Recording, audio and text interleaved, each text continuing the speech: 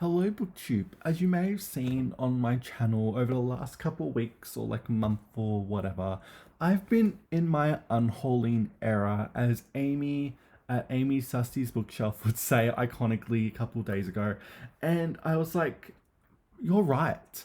But so I went to Unhaul. I was like, oh my god, I need to get rid of these books because I make videos about them, and then I'm like, I'll get rid of them later. I just leave them in their bags. But I was like, no, I'm walking in a 27-degree day, very nice early in the morning weather, and I want to go and unhaul these books now.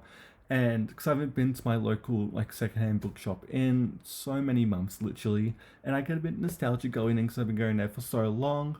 But on the way, one of the bags gave out, and the handle snapped, and all my books fell on the floor. All my Patrick Whites that I didn't want fell in the middle of a car park, and so I had to pick them up, and my arms very much hurted from carrying two full bags on the side. Plus, I had three bags. It was insane. Four bags. Who knows, literally. But I donated all those books, and I was like, I'm gonna go in and just have a sneak peek of what's around, just a bit of a suss. And so I found a massive set of hardcovers here. I have three, four, five, seven hardcovers here.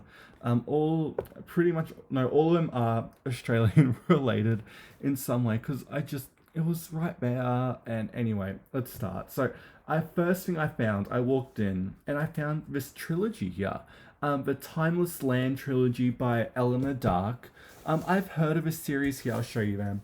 This is historical fiction in Australia. It's published in the 1940s, I believe. Here, this is the first book, the most famous one.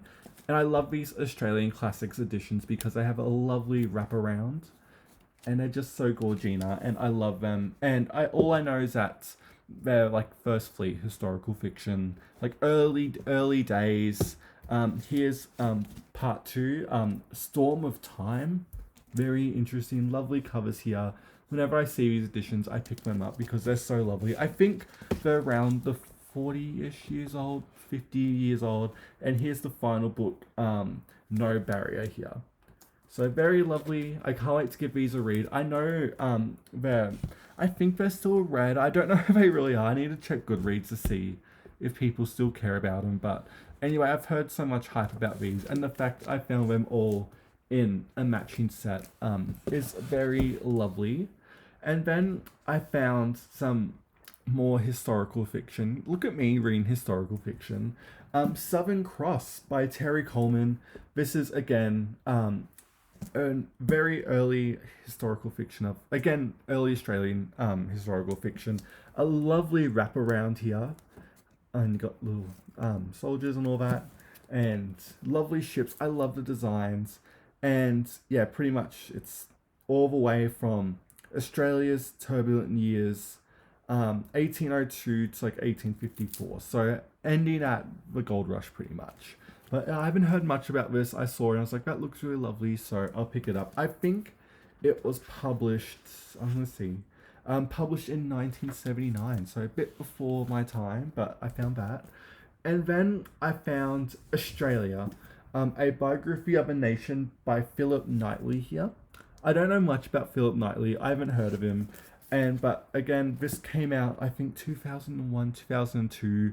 I think 2001 because it was written to celebrate 100 years of Australia federalization. Oh my god, what am I saying?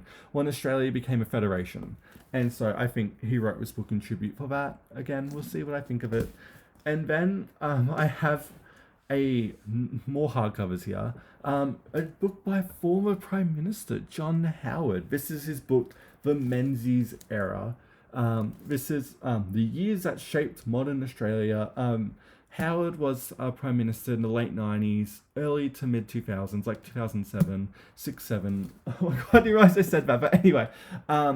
And he's reflecting about Menzies, who was our longest serving Prime Minister. He was like, what, 18 years as Prime Minister at some point, late like 50s, 60s, and he had a stint in the beginning of World War II as well. But and it's really interesting. I picked this up because I don't really like John Howard, but I think I know John Howard really respects and holds Menzies up in a very high regard because Menzies helped found the Liberal Party over here, and obviously John Howard's one of the most famous Liberal politicians in this country. And I'm very interested to see how John Howard writes this. Or I just want there to be passion in this book because we don't get prime ministers writing books about other prime ministers, like literally at all, unless you count Tony Abbott's new bad book about the history of Australia, which we'll avoid that. But anyway, I want to take it with a grain of salt because it will be very positive. I assume it will be very positive towards Menzies, but I just really want to see what Howard has to say about Menzies because I love when prime ministers talk about each other like that. I think it's really cool.